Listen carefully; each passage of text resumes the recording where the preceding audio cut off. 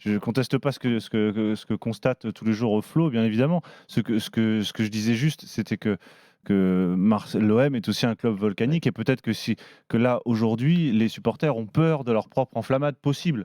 Parce qu'il y en a eu une, effectivement, il y a eu il y a un mois. Le match de Strasbourg a un peu refroidi aussi, refroidi les ardeurs. Et donc on comprend que les Marseillais aient peut-être un peu peur d'être déçus à nouveau.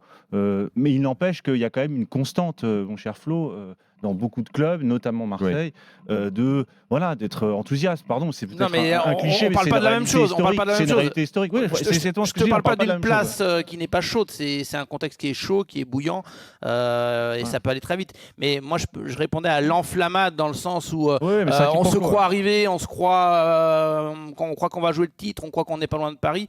Honnêtement, à Marseille, on connaît le En football revanche, quand même. il y a eu une forte déception il y a quelques semaines, on l'a dit en Coupe de France, élimination face à Annecy.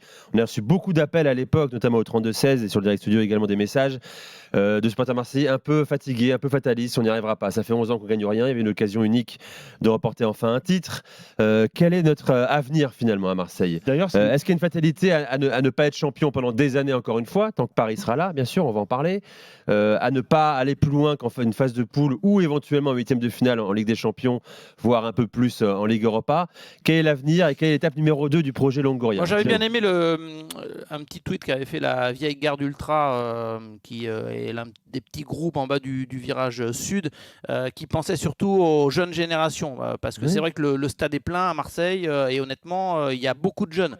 Et les jeunes, et moi, des fois, je leur dis, quand je croise des minots de 10, 15, 20 ans, je dis, c'est vous les vrais, vous avez du courage, du mérite, plutôt de continuer à véritablement aimer ce club qui déchaîne beaucoup de passion, qui est un club passionnant, qui a un stade magnifique, il se passe des choses, etc. Mais malgré tout, à un moment donné, il faut être récompensé. C'est ce que disait la vieille garde ultra en disant que c'était impardonnable. Et d'ailleurs, il y avait une banderole au Vélodrome, ni oubli ni pardon, pour ce match contre Annecy. Donc ça a été très mal vécu pour cela, Nico, par rapport au fait qu'il y a une frustration saison après saison, du fait que Marseille ne gagne pas de titre, et là qu'il y avait une belle aventure, une très belle aventure à aller chercher. Et d'ailleurs, les dirigeants aussi l'ont très très mal vécu, parce que honnêtement, Pablo Longoria a eu les nerfs pendant plusieurs journées par rapport à ce match, par rapport à un manque de compétitivité, à un mental un peu défaillant chez les joueurs, etc. Donc ça a été très très mal vécu au sein de l'OM, et peut-être que ça restera comme l'une des tâches quand même de cette saison.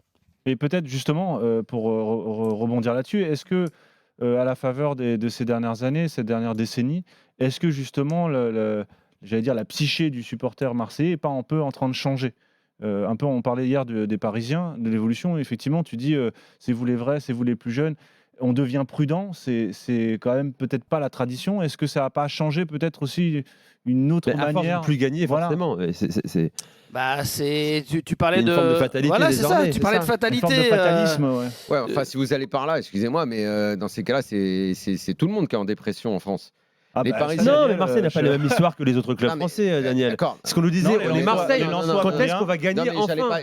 J'allais pas te citer tous les clubs. Les Lensois vont bien. Donc Paris, ils sont en dépression. Lyon est en dépression.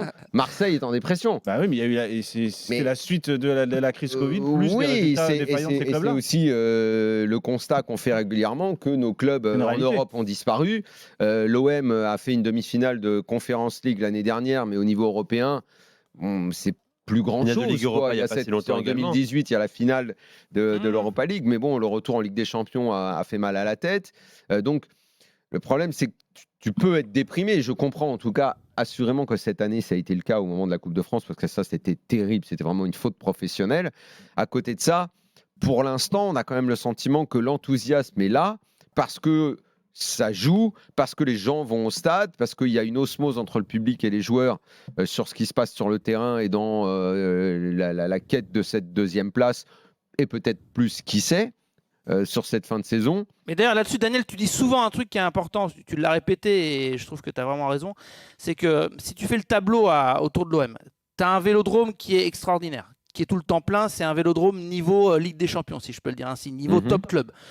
tu as un passé qui est prestigieux, des titres et du coup encore des supporters ceux qui ont plus de 40 ans, 50, 60, qui l'ont vécu, donc qui sont exigeants, qui veulent revivre ces heures-là. Et puis tu as aussi un traitement médiatique qui est un traitement médiatique d'un big club, on est tous d'accord, hein. C'est-à-dire qu'on parle de l'OM tous les jours, et même parfois quand l'OM est 5e, 6e, il y a eu des saisons compliquées, et Marseille, on ne pardonne rien à l'OM.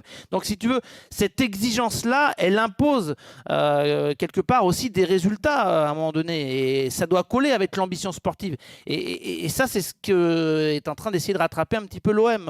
Et quand tu en parles avec les dirigeants, c'est ce qu'ils ressentent. Ils disent attention, il y a un tableau qui est celui d'un grand club. Nous, on essaie de travailler avec les moyens qui sont les nôtres et l'effectif qui est censé grandir saison après saison. Et là, depuis 2 ans, je trouve que on va parler. Marseille a quand même, c'est quand même globalement amélioré.